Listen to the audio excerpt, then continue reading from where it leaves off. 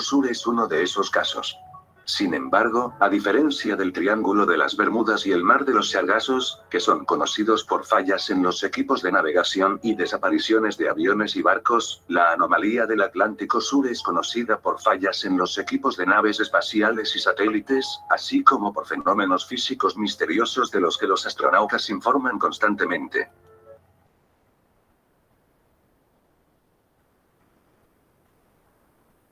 Observen que aquí están colocando cuánto deriva el polo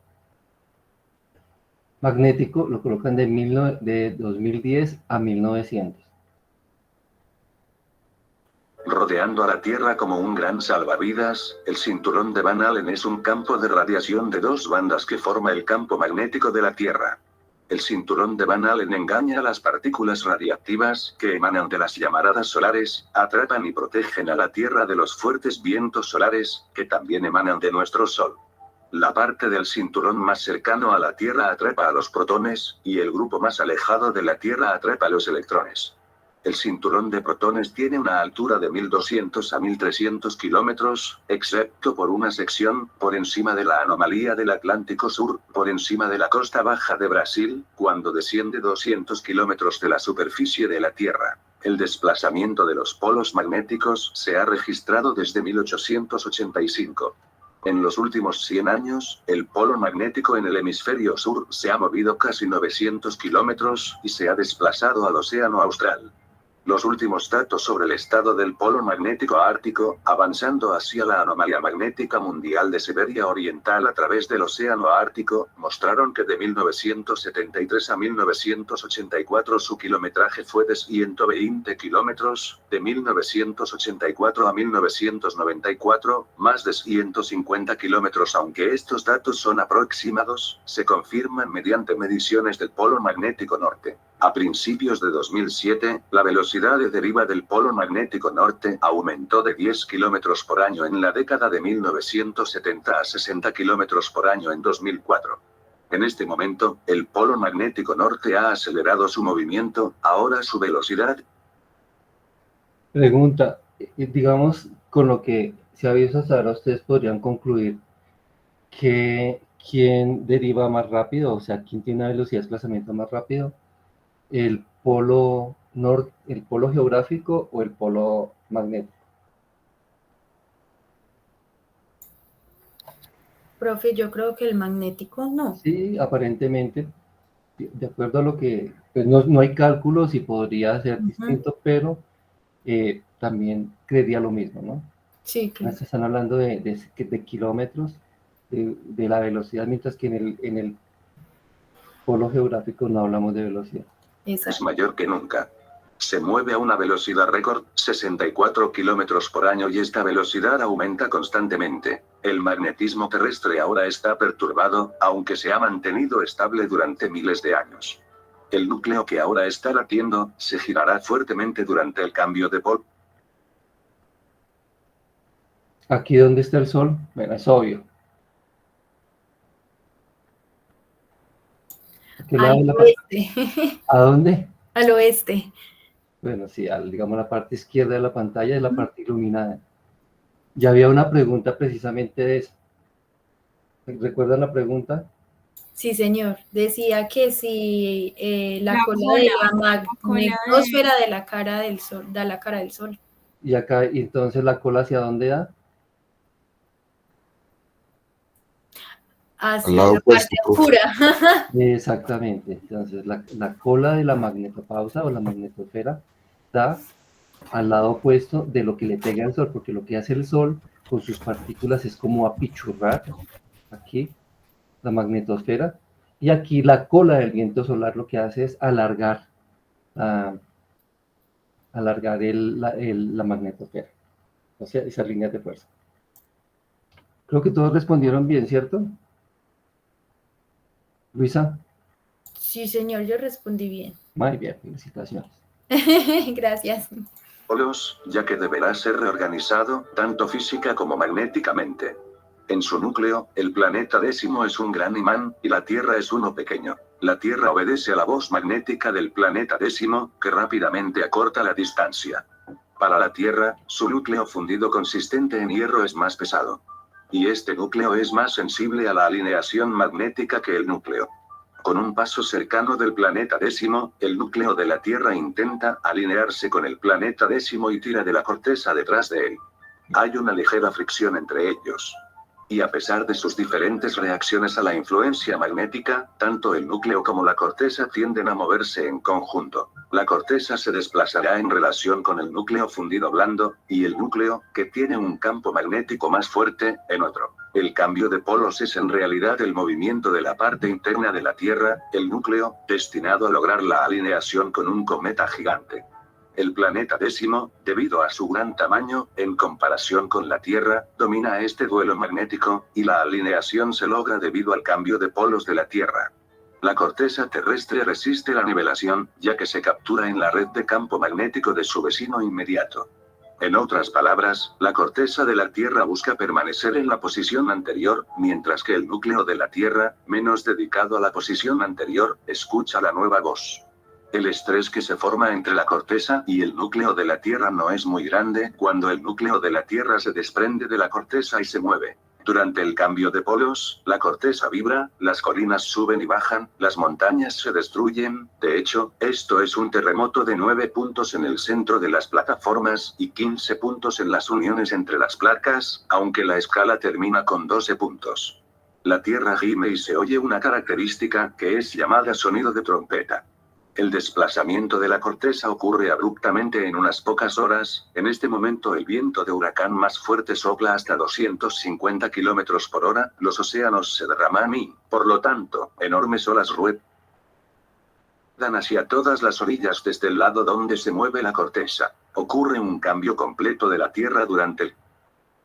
¿De qué están hablando ahí? En forma metafórica y romántica, y un poco catastrófica.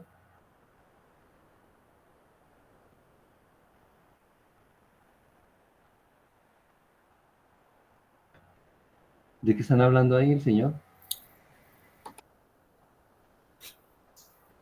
Estaban hablando sobre que había fenómenos naturales como terremotos o algo así Sí, por por las eso, o sea, placas esa tectónicas. parte tan catastrófica que se está refiriendo respecto A la inversión. a la inversión, o sea, a lo que ocurre o Ocurre cada vez que... Ajá, exactamente, cuando ya sea la inversión, cuando estamos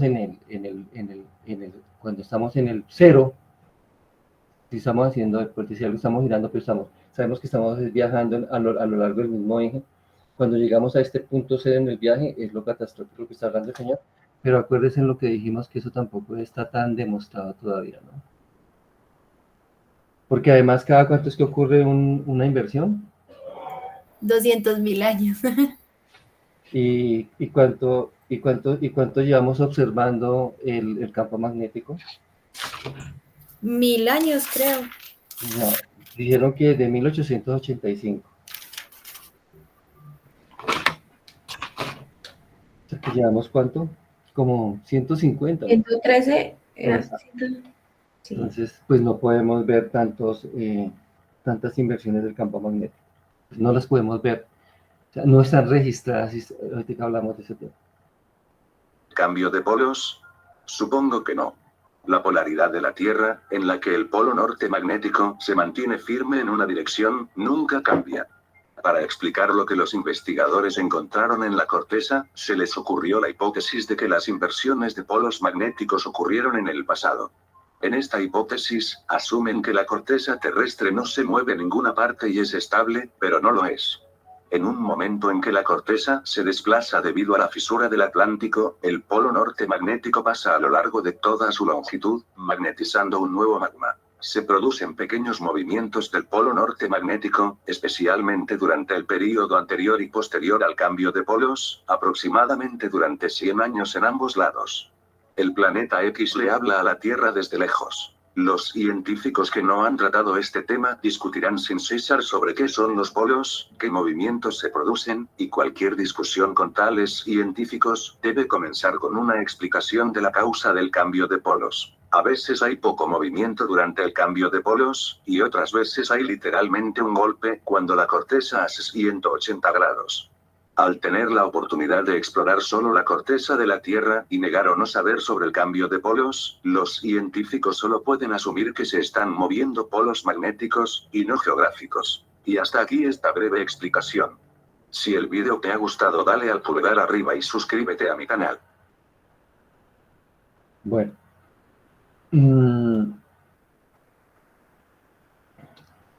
Resulta que acá decían que se estaba observando el movimiento del polo desde 1885. ¿Por qué hablan de esa época? Porque más o menos por ese tiempo en Europa se empezaron a instalar observatorios magnéticos. Entonces, ¿qué hay en un observatorio magnético? Básicamente hay unos instrumentos que miden el campo magnético total, la componente del campo magnético total, la declinación y la inclinación. Entonces ya sabemos que la declinación es el ángulo que hacen entre los dos polos y el punto donde lo estemos midiendo. Y la inclinación es qué tanto está inclinado ese vector con respecto a la Tierra. Entonces no es lo mismo estar a 90 grados, es decir, está en el polo, que está en el ecuador a 0 grados, en el ecuador geográfico. Entonces ese vector va a tener un ángulo de inclinación. Entonces, esas componentes se miden con unos instrumentos. Anteriormente había un instrumento que se llamaba el Ruska, que era de construcción ruso, que entonces lo que hacía era medir esas dos cosas y con un magnetómetro de protatones se medía la componente total. Ahora los instrumentos son un poco más automatizados, por decirlo así, y básicamente se siguen observando esas tres componentes. Y gracias a observar a esas componentes es que se puede, a nivel mundial, se envían igual como existen estos clubes de geodesia, también existen estos clubes de magnetismo. Entonces, uno de ellos está patrocinado por la NOAA, esto que se llama Intermagnet, eso está a nivel mundial. Entonces, en esos clubes recogen toda la información y lo que hacen es enviar al mundo, digamos, como esas cartas de la posición del polo, la declinación y la inclinación en cualquier momento, con vigencias de 5 años. Pero cada país obviamente las construye. Para que cada país las construya, ¿ustedes creen que, bueno, la pregunta es, ¿ustedes saben en Sudamérica cuántos observatorios? En la parte norte de Sudamérica, lo que es Venezuela, Colombia, Perú, Ecuador, ¿cuántos? No, Perú no, Ecuador. Ecuador, Venezuela, Colombia, que es la parte norte de Sudamérica, ¿cuántos observatorios magnéticos hay? ¿Alguien, alguna idea? Entonces, en esta parte solamente hay un observatorio. ¿Y saben dónde está? Profe, ¿No? según lo que investigué, son 4 observatorios. Uno está en Bogotá, en otro está en Brasil, 2 en Brasil y otro en Perú. Sí, por eso hablamos dijimos Ecuador, Colombia y Venezuela.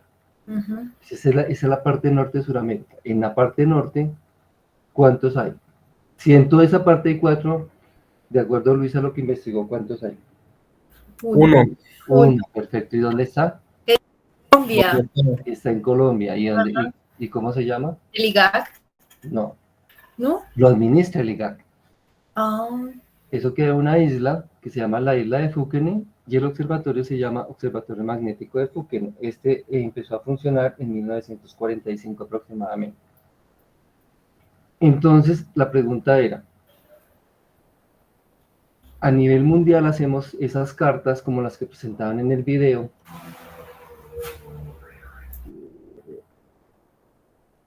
Esta es una carta magnética.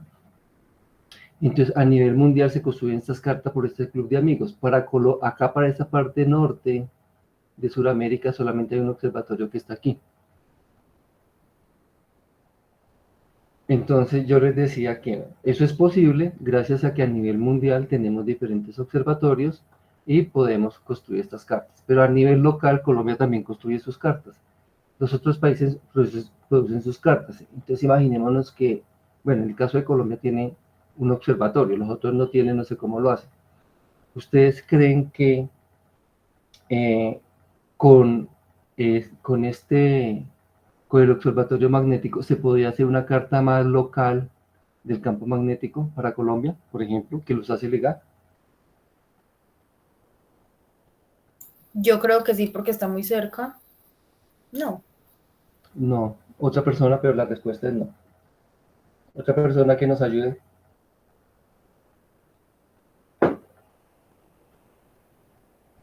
Otra persona que nos ayuda porque no es posible para Colombia con el Observatorio Magnético de Fuquene hacer la carta local de las cartas locales magnéticas. ¿Por qué no es posible? ¿Ustedes ya vieron geoestadística? ¿Vieron algo de geoestadística? ¿No?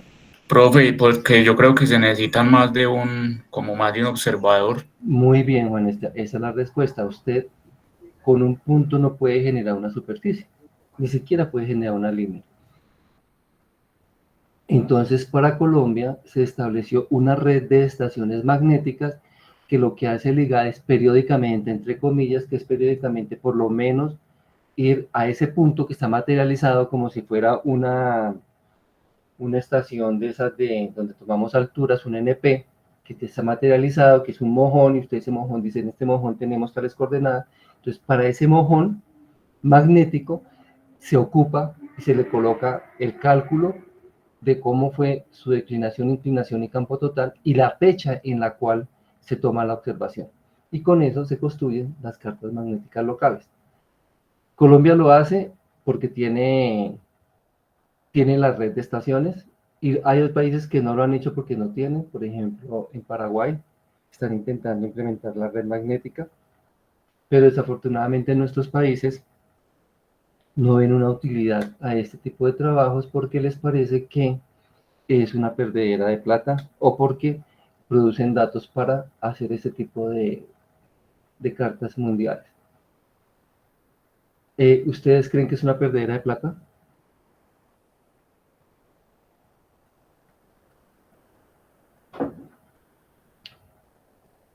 No. Exactamente. Acá en el video dan un ejemplo de la anomalía del Atlántico Sur. Esa es una de las anomalías magnéticas más importantes que hay. Ha dado lugar precisamente a hacer diferentes proyectos científicos, pero también ha servido para hacer exploración. Y no solo exploración de minerales, exploración de hidrocarburos en esa gran anomalía. Y también, pues como les decía, dar respuesta a algunos eventos que se pueden dar en la navegación por efecto del cambio de las, digamos, de trayectorias, puede ser que están planeadas de acuerdo a, ya casi no se da mucho porque se maneja más el GPS, pero digamos cuando, por decir algo, si hubiera una interrupción de GPS tendrían que recurrir un poco a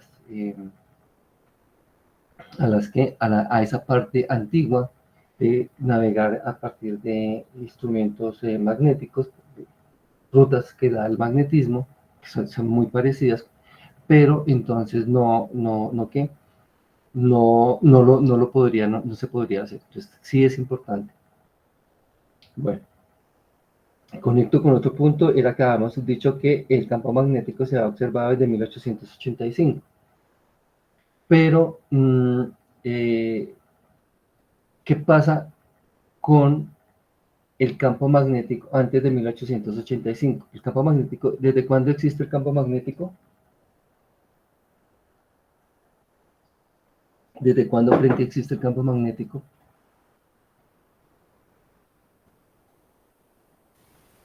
Profe, de la creación de la Tierra, pues Más o menos, exactamente, Angélica.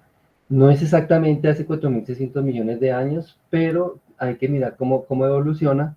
Entonces, cuando ese núcleo, digamos, se consolida y las tres capas, como lo dicen en el video, de que se produce el magnetismo, precisamente de la interacción entre el núcleo, la corteza, el núcleo ayudado por el manto que generó las corrientes de convección. Cuando se da toda esa separación ya constante, entonces se empieza a crear la atmósfera terrestre y al crearse la atmósfera terrestre, entonces empieza a crearse esa ¿qué? Esa barrera de protección contra contra la radiación solar. Entonces no es tan inmediato, pero sí podemos. Y exactamente no les tengo el punto que me diga exactamente. Fue hace 3.600 millones de años que el campo magnético no tengo el dato. ¿Listo? Pero sí podemos remontarnos a estas épocas. Bueno, entonces como les decía... Ese se produce, el magnetismo entonces se produce por el movimiento como de las cargas eléctricas que genera el núcleo y... Sí, es que el núcleo, el núcleo está formado de hierro. Y entonces es hierro y níquel, pero alrededor del núcleo tenemos el manto, y lo que el manto genera son unas corrientes eléctricas. Entonces, esta relación entre el núcleo y estas corrientes eléctricas son las que generan el campo magnético. Ah, ok. Muchas gracias, profe. Bueno, entonces estamos diciendo que el campo magnético se observó desde 1885. Pero podríamos ver cómo era el campo magnético antes de que tuviéramos instrumentación. Instrumentación es lo que les digo, los observatorios magnéticos aparecen, bueno, dicen que se empieza a observar. Cuando se observa el campo magnético es porque hay instrumentos como los que les dije. Pero ¿ustedes creen que hay alguna manera de mirar cómo era el campo magnético antes de 1885?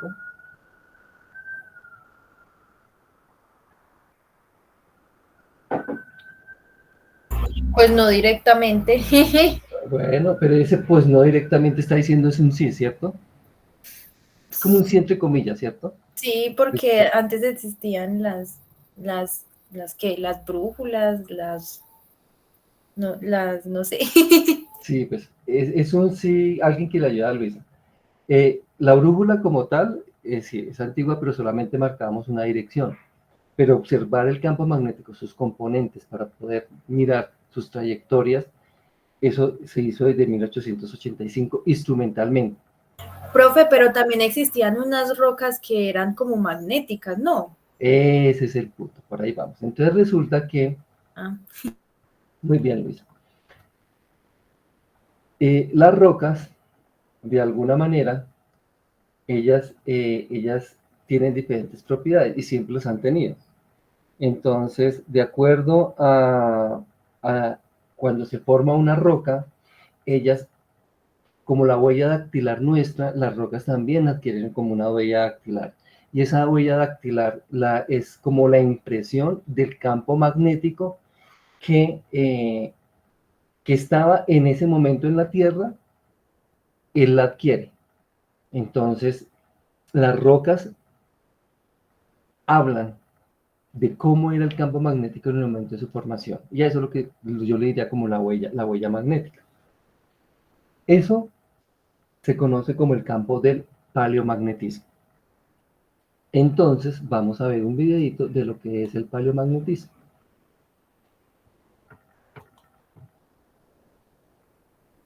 Bienvenidos. En esta unidad vamos a ver los principios básicos del paleomagnetismo. Pregunta, ¿están viendo el video? Sí, señor. Sí, profesor. Listo. Es una rama de la geofísica que se encarga de reconstruir el campo.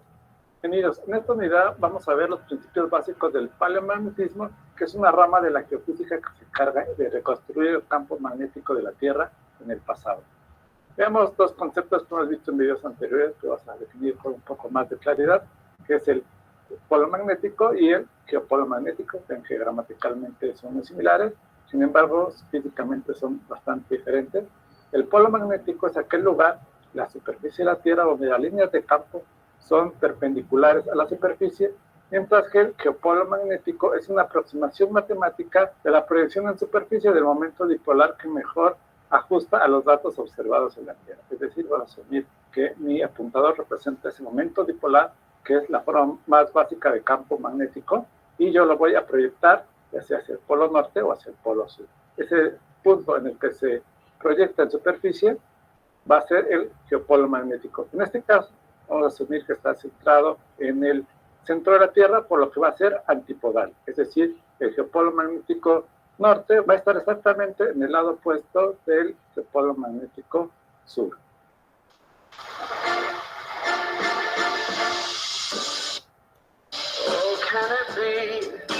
Vamos a ver cómo se ve en el polo sur. En el polo sur se ve de la siguiente manera. En este caso, el polo magnético representa aquel lugar en la Tierra donde las líneas de campo salen de la superficie. Vean que las localizaciones son bastante diferentes entre el polo magnético y el geopolo magnético. Vean que la localización del geopolo magnético y el polo magnético son bastante diferentes y varían en el tiempo. En la práctica de programación de esta semana vamos a tratar de reproducir los llamados gráficos de Fourier, que indican cómo ha cambiado la declinación e inclinación del campo magnético en un cierto punto. En este caso, vemos los resultados para Londres desde el año 100 hasta el año 1900 y vemos cómo han ido variando estos dos parámetros en función del tiempo. Veamos cómo podemos reconstruir el campo magnético de la Tierra a partir de una muestra de roca. Supongamos que obtenemos un núcleo de roca, vamos a suponer que la parte más somera, probablemente la parte más joven, y la parte más profunda y la parte más antigua. En este caso va a suponer que la parte superior se formó hace 1 millón de años, la parte intermedia se formó hace unos 30 millones de años, y la parte inferior se formó hace 80 millones de años. Ahora bien, si tomamos una muestra de roca de la parte superior y la analizamos. Bueno, quiero hacer ahí una claridad, ¿no? Cuando nosotros estamos hablando de una roca, toda la roca tiene una composición y una edad. Cuando él habla del núcleo, es porque hace una perforación en cualquier afloramiento, pero pareciera que está hablando de la misma roca, pero pues estrictamente, si esta roca, en este núcleo van a haber rocas de diferente composición y diferente edad. Aquí va a ser lo que decía 1 millón, 30 millones, 80 millones de edad. Estamos hablando de rocas diferentes, pero pues al hacer la perforación, usted atraviesa diferentes tipos de rocas. Con instrumentos que tenemos en el laboratorio, se puede determinar que la inclinación del campo magnético remanente es de 30 grados. Esto me indicaría que suponemos que el campo magnético no ha cambiado, es decir, la polaridad del campo magnético no ha cambiado durante todo ese tiempo, que es una suposición bastante restrictiva que estamos poniendo en este momento. Esto me indicaría que se formó en el hemisferio norte. Mientras que si tomamos una muestra de roca con una edad de unos 30 millones de años, y vemos que la inclinación del vector de magnetización remanente es de 0 grados, esto me indicaría que esa roca se formó en el Ecuador. Mientras que si vamos a la parte más profunda y vemos que la inclinación del vector de magnetización es de menos 30 grados, esto me indicaría que se formó en el hemisferio sur. En este caso estamos suponiendo que el campo magnético de la Tierra ha permanecido constante durante ese tiempo, es decir, esto lo podemos atribuir a un cambio en la posición de la roca debido a la tectónica de placas. Sin embargo, vamos a ver que esto es bastante más complejo, ya que las placas se mueven continuamente, al igual que el campo magnético. Vamos a ver cómo podemos calcular cuál es el punto en la superficie en el cual se localizaba el geopolo magnético al momento en que se formó una cierta roca que estamos midiendo en un cierto lugar, con una latitud de lambda S y una longitud pi. Supongamos que estamos mostrando una roca en esta latitud y nosotros calculamos la inclinación de la magnetización remanente, y esa inclinación I yo la puedo sustituir en esta ecuación. Vamos a ver la próxima diapositiva de donde se obtiene esta ecuación. Puedo calcular la distancia P, a la cual se localizaba el geopolo magnético. Si yo conozco esta distancia, yo puedo trazar un círculo de esta forma, y sé que el geopolo magnético, en este caso se llama geopolo magnético virtual, se encuentra en algún lugar sobre este círculo. Para determinar cuál es la posición en este círculo en la que se encuentra el geopolo magnético en el momento en que se formó esta roca, necesito conocer la declinación, y ese punto es donde se localizaría el geopolo magnético en el momento en que se formó esta muestra de roca. Esto lo puedo calcular con las siguientes ecuaciones, que las pueden ustedes consultar en el libro de Laurie, páginas 344 y 345. Entonces, si yo conozco la declinación, la inclinación y la latitud y longitud de la roca que yo estoy estudiando, puedo identificar la localización del geopolo magnético en el momento en que se cristalizó esta roca. Vamos a ver de dónde se obtiene esta primera ecuación. Si nosotros asumimos que el campo magnético es dipolar, pues en este caso yo lo voy a alinear con el eje de rotación y voy a suponer que está apuntando hacia abajo, la latitud es lambda. Entonces, en el ecuador, yo tendré una latitud de 0 grados y el geopolo magnético estaría localizado a 90 grados. Si yo estoy en el polo, la inclinación sería 90 grados, y estaría yo en ese caso muestreando una roca que se formó exactamente en la localización del geopolo magnético cuando se cristalizó esta roca. A esto se le conoce con el nombre de polo aparente. Veamos un pequeño ejemplo. Se supone que tenemos núcleos de lava. Bueno, entonces, como les decía, el objeto de esta presentación hasta aquí, no nos interesan esas altas matemáticas que se establece. Aparentemente, pues es sencillo, el paleomagnetismo es toda una ciencia. Y pues, el objetivo mío era que ustedes entendieran, un poco como Luisa nos ayudó, que gracias a el magnetismo de las rocas podemos encontrar la ubicación del polo magnético. No vamos a particularizar que el polo geomagnético, el polo magnético, eso hace parte ya del paleomagnetismo, pero la idea mía es que ustedes entiendan que sí se puede, de alguna manera, estudiar la ubicación de los polos magnéticos a través de, mucho antes de que sea, o sea, sin instrumentación, a través del estudio de las rocas, y eso se conoce como paleomagnetismo. Bueno, esta sección, como les decía, toda es para, lo hemos denominado para recordar, no sé si ustedes llevan el hilo.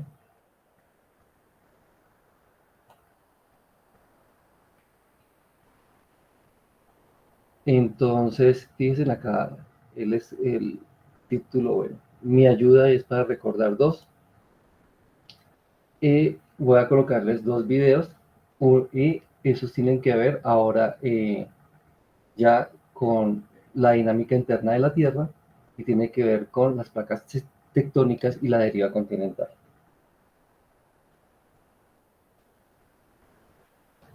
Me esperan un segundo mientras las preparo.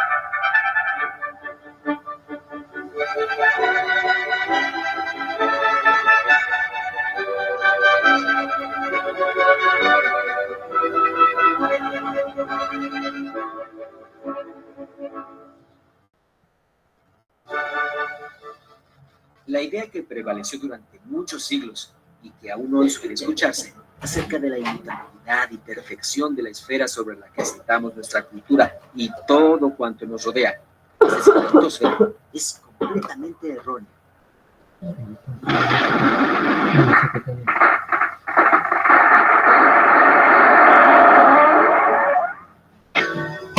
Y no solo hablamos de una litosfera cuyos fragmentos o placas están cuarteadas, sino que esas placas se enciman, chocan o se superponen unas sobre otras, conformando el relieve de nuestro planeta. Por si fuera poco, además esas placas están en perpetuo movimiento. Están desde hace millones de años a la deriva. El autor de esta teoría lógica sobre el movimiento de los continentes, entendidos estos como bloques individuales, fue expuesta en 1912 por el meteorólogo alemán Alfred Wegener. Intrigado por la aparente relación en la forma de las costas de América del Sur y África, Wegener concluyó, tras investigar y reflexionar, que los actuales continentes formaron parte alguna vez de un solo continente, una sola y enorme unidad continental, a la cual bautizó con el nombre de Pangea. Según esta teoría, conocida como deriva continental, este gran continente originario a finales de la era mesozoica se dividió en dos grandes fragmentos de una consistencia no totalmente sólida, los cuales comenzaron a desplazarse, a derivar lentamente sobre el manto terrestre, placas que hacia el Pleistoceno tomaron las posiciones de los continentes actuales. Para su estudio, la edad de la Tierra se ha dividido en 4 eras. La primera de ellas es la precámbrica, que duró 1.500 millones de años. Fue la más larga y poco se sabe de ella. En sus inicios no había condiciones para la vida, pero hacia el final de este periodo pueden detectarse organismos con partes duras. En la era paleozoica, que duró 300 millones de años, debido al vulcanismo y la actividad tectónica, la Pangea se dividió en 2 partes, Laurasia al norte y Gondwana al sur. Las características climáticas de la era permitieron la existencia de una gran variedad de organismos y vegetación. La era mesozoica duró 130 millones de años y para su estudio se divide en 3 periodos: Triásico, Jurásico y Cretácico. En cada uno de estos periodos, la Pangea presentó una configuración distinta. Por supuesto, es en esta era donde aparecen y proliferan los dinosaurios. Finalmente, la era cenozoica inicia hace 70 millones de años y aún no termina. Ha sido una era en la cual se llega a la conformación actual de los continentes. Por supuesto, aparece el hombre y su cultura. La teoría de la deriva continental ha sido objeto de discusiones por más de 50 años. Sin embargo, a través del tiempo, se han acumulado evidencias que la apoyan. Algunas de ellas son: la forma de los continentes de África y América del Sur ensamblan notablemente, particularmente si esta comparación se hace a 2.000 metros bajo el nivel del mar. Se han encontrado restos de plantas y animales en diferentes continentes que, a juicio de los estudiosos, no pudieron haber atravesado los océanos Atlántico y Pacífico. Ello supone que esas especies primero se distribuyeron en un continente que luego se fracturó y se movió. Algunas cadenas montañosas antiguas que terminan abruptamente en las márgenes de los continentes tienen su lógica continuación al embonar su opuesta masa de tierra. Así ocurre en apariencia con las montañas del Cabo de la Sierra de la Ventura en Argentina y las montañas del Cabo de África del Sur, entre otras.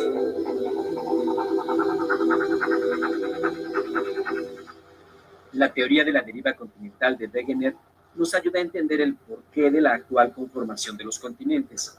Nos ayuda a comprender además que nuestro planeta tiene y ha tenido siempre una estructura dinámica y cambiante.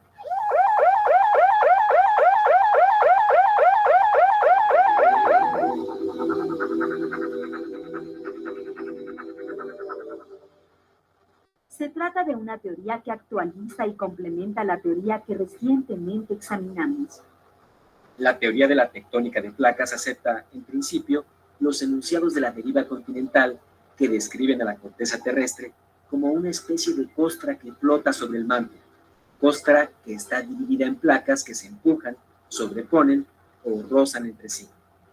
La información nueva que aporta la teoría de la tectónica de placas está relacionada precisamente con la explicación que ofrece del movimiento de las placas continentales. Las placas continentales no se encuentran precisamente a la deriva, sino que se mueven y alejan por acción de fuerzas expansivas que pueden ubicarse en el fondo de los océanos. En otras palabras, se puede afirmar que el movimiento de las placas continentales, su gradual alejamiento, se debe a la expansión del fondo oceánico.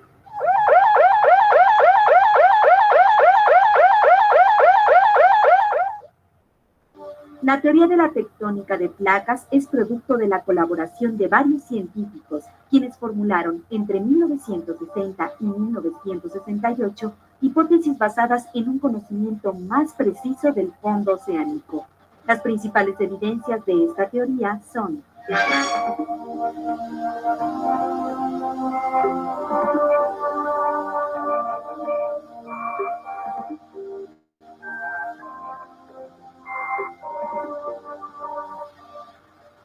Conocidas como zonas de expansión del fondo oceánico, estas zonas constituidas por enormes cordilleras en el fondo del océano son puntos de salida continua de lava que, además de empujar a las placas continentales, al enfriarse, renuevan la corteza terrestre. La existencia comprobada de estas cordilleras, mejor conocidas como dorsales oceánicas, además de presentar una alineación paralela a las líneas costeras continentales, no presentan sedimentos, lo que indica que son puntos de renovación de la corteza.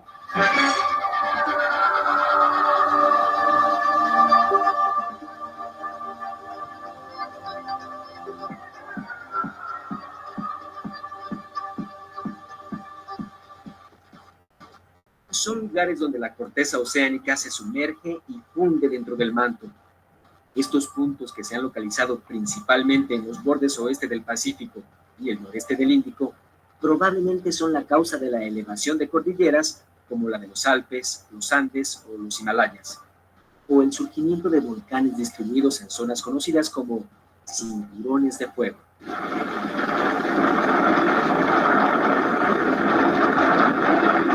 La forma actual de los continentes.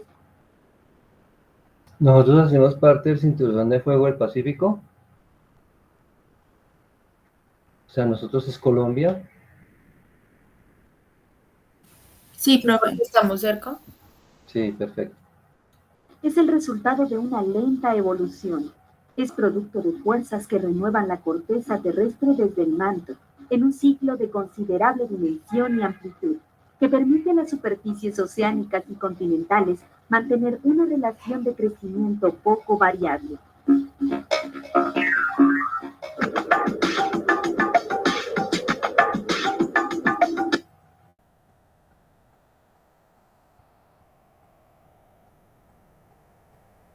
Va otro video.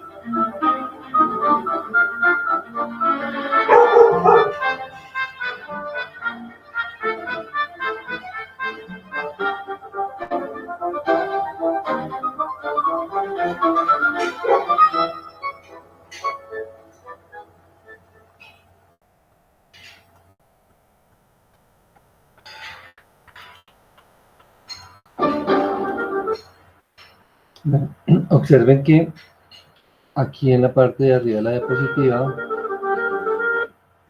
coloca pues el tiempo y aquí pues el nombre de la era a que correspondía ese tiempo. Y empezó hace 520 millones de años y terminó pues en la actualidad.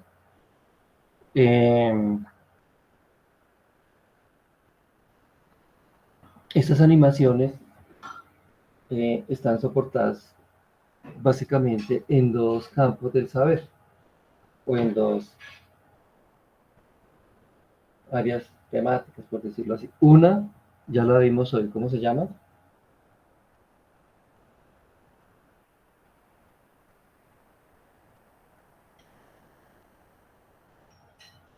¿Con qué se hacen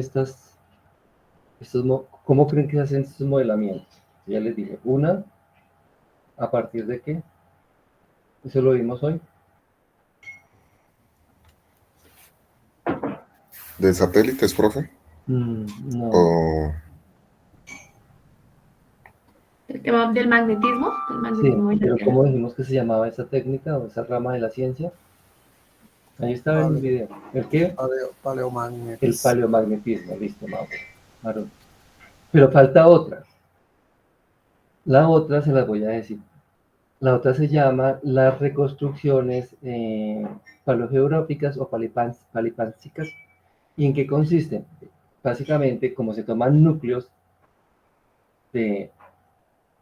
los núcleos se han tomado más que todo para exploración de petróleos, entonces usted en el núcleo puede determinar, pues le hace su estudio al núcleo de paleomagnetismo para ubicar esos puntos aquí en la superficie terrestre para la época en que se reconstruyó se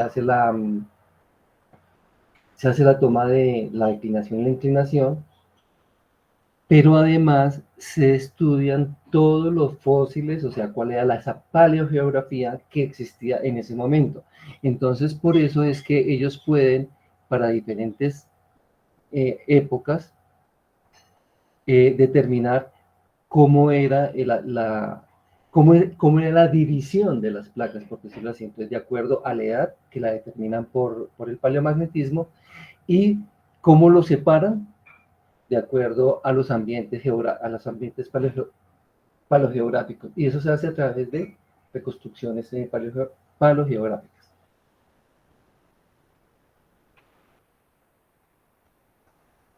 Bueno, vamos a continuar con nuestros videos, creo.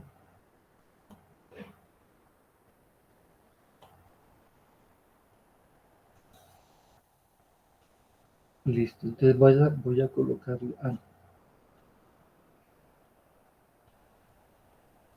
Esto ya lo vimos en una diapositiva anterior, en un video anterior, pero entonces va a ser como un recuento. Un segundo, me perdí. Acá.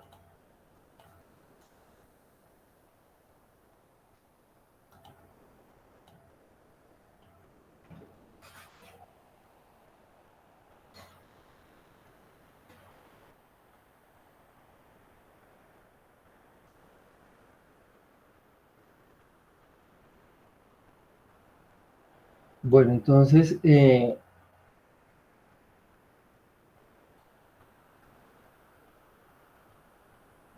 habíamos hablado que en algún momento la Tierra era un gran supercontinente, que ese era el Pangea.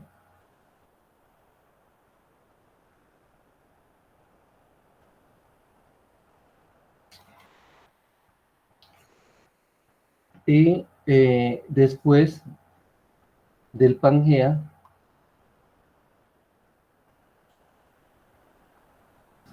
perdón, tendríamos nuestra configuración actual.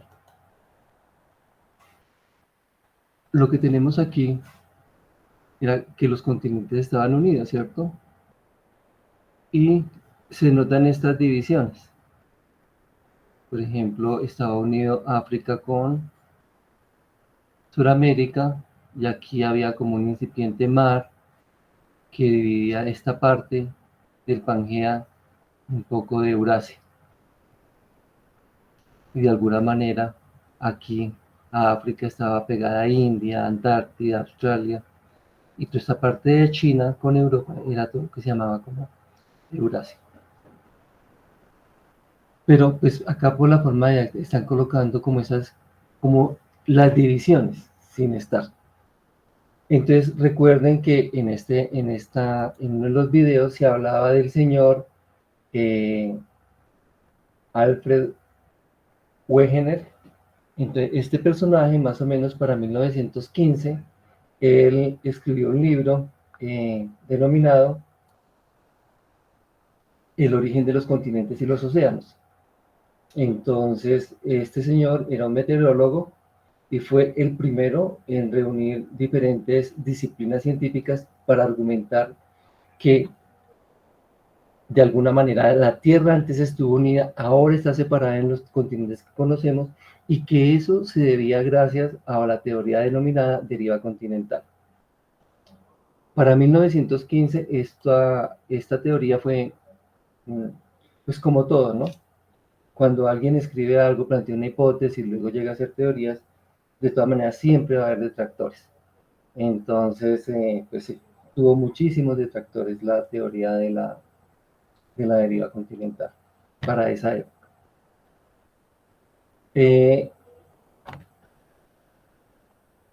problema era cuáles eran las evidencias para decir que efectivamente había deriva continental. Entonces, pues como se dijo en el video, el señor argumentó que primero había un supercontinente que fue llamado Pangea. Eso viene del griego tierra. Pan es tierra. Pan, perdón, es todo. Gea es tierra. Y él argumentó, como lo hacían en el video, que la deriva continental existía. ¿Por qué? Porque habían fósiles de mesosaurios que se encontraban tanto en Sudáfrica como en Brasil, en Sudamérica, en Sudáfrica y en Brasil. Entonces, acuérdense, Brasil está en Sudamérica, como lo ven en el video, Sudáfrica está en África, y pues tenemos todo un mar que nos separa. Entonces, como lo decían, pues ni modo de que los mesosaurios hubieran nadado y hubieran llegado a las diferentes costas. Entonces, como se encontraron fósiles en ambas costas, entonces ellos suponen, eso es parte de lo que les digo, de lo que hace las reconstrucciones paleogeográficas, es precisamente estudiar qué organismos vivieron y en qué ambientes geológicos, y si tenemos ambiente geológico y los mismos organismos de las mismas características y esas rocas esas rocas que se datan y se ubican a través de paleomagnetismo, entonces se puede concluir que sí, efectivamente, ellos convivieron en el mismo espacio. Y pues que el espacio estaba pegado. Pero también ahí tuvieron en cuenta la evidencia paleoclimática y las evidencias geográficas, en donde decían que la costa Sudamérica y África pues coincidían, como que encajaban. Sí, listo. Esa es la otra. Entonces la otra eran evidencias geológicas. ¿Y cuáles eran esas evidencias? Que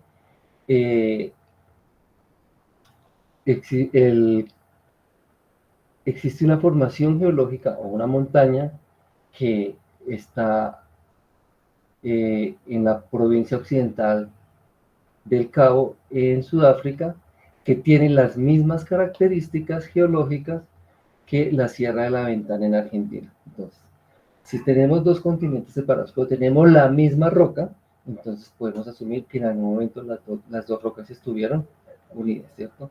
Porque una roca no se puede formar en una parte y la otra se forma en otro lado, con características iguales en edad, en composición, etcétera, etcétera, pues tenían que ser las mismas rocas. Entonces, esas eran como las dos evidencias por las cuales Wegener dijo que efectivamente su teoría de la deriva continental existe. ¿Y qué es la deriva? Precisamente en que los continentes en algún momento se unen o se separan. El problema de la teoría de la deriva continental era que no había un mecanismo para explicarla. Entonces fue precisamente a mediados del siglo XX en donde se dijo que el mecanismo que permitía que hubiera la deriva continental era la tectónica de placas. Pero como no podemos confirmar la deriva continental, aparte de evidencias, hay que explicarlo por el mecanismo, entonces habría que también explicar la tectónica de placas. Y afortunadamente la tectónica de placas sí se pudo confirmar a mediados del siglo pasado a través de estudios geofísicos como gravimetría, magnetometría, sismología y demás técnicas de la geofísica.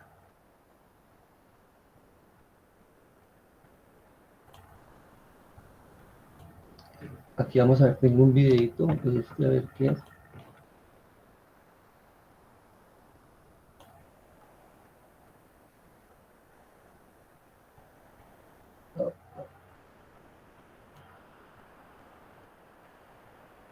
Voy a dejar de presentar para poner el video que estaba asociado a esta diapositiva.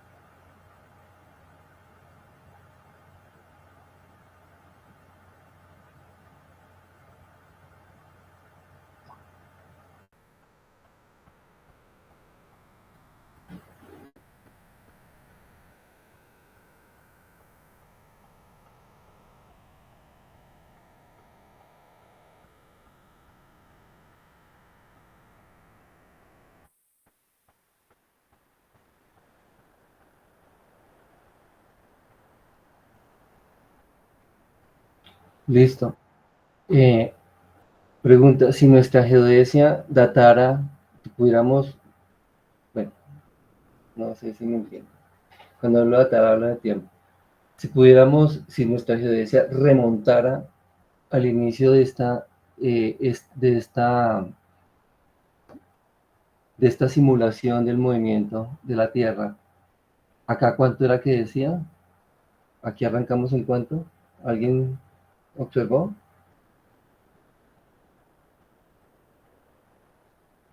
¿No? ¿Alguien observó cuándo empezó esta simulación? Creo que decía 200 millones de años, ¿cierto? Entonces, y fíjense que acá los punticos rojos los colocaban como a propósito, ¿cierto? Para mostrar cuál fue el recorrido, por ejemplo, de la ciudad de Nairobi, o aquí cuál fue el recorrido de la ciudad de Río de Janeiro. Entonces, si nuestra geodesia remontara a 200 millones de años, ¿Nuestra geodesia sería estática o sería dinámica? Sería cinemática.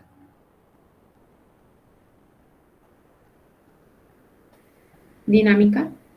Me equivoqué. Es entre, dije estática o cinemática. ¿Sería qué, Angélica? Cinemática. Cinemática, exactamente. Entonces, observemos que este proceso que se está dando de que las placas se juntan y se separan, lo tenemos en un, digamos, acá simulamos para 200 millones de años. En 100 años, ¿ustedes creen que ese movimiento ha parado o continúa? Continúa. Es constante, está continuando, solamente que vamos a lo mismo, como son procesos de millones de años, es muy poco lo que se puede evidenciar. Digamos, no tan visualmente, Pues, exacto, sí, digamos que no tan visualmente, pero en la realidad, pues seguimos moviéndonos. O sea, no somos estáticos. Entonces nuestra geodesia no puede ser estática. Nuestra geodesia es cinemática, producto de esta dinámica del interior de la Tierra, entre otras cosas, y de todo lo que ya hemos visto, ¿no? De cómo nos movemos en el universo, cómo se mueve la galaxia, cómo se mueve el sistema solar, cómo se mueve la Tierra. Bueno, y de esta a veces voy a devolverme, porque nosotros siempre nos ponen esa, y acá lo que me gusta de este es que podemos ver, digamos, lo que nos interesa un poco, nos interesa a todos, ¿cierto? Pero qué ocurre en Sudamérica y qué ocurre en Colombia, o cómo fue esta parte. Este simulador viene desde, sí, solamente desde 200 millones de años. Listo, lo voy a colocar para Sudamérica.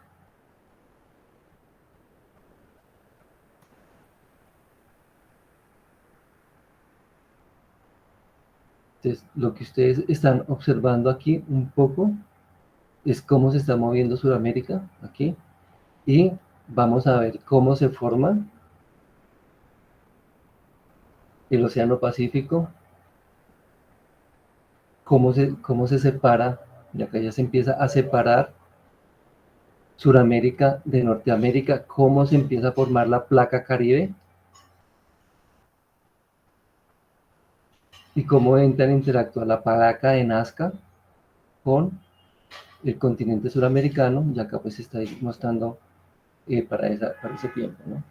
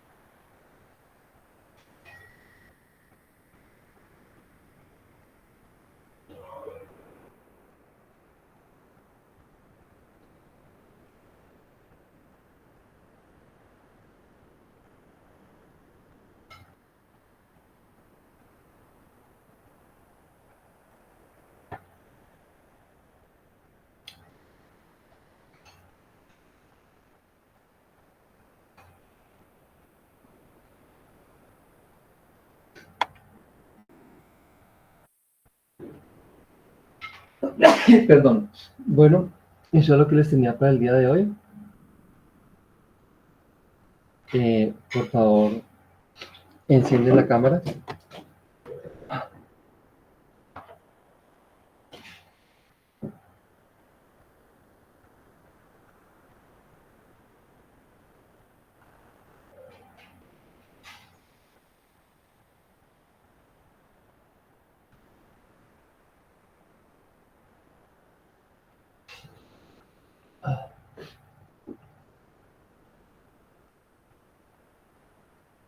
Faltan algunos. José David Olaya ya no está en clase. José David Olaya, Juan Fernando, no sé. Ah, ya. Bueno, ya con los que están, eso nos queda la evidencia de que por lo menos terminamos la clase de hoy. Muchas gracias por su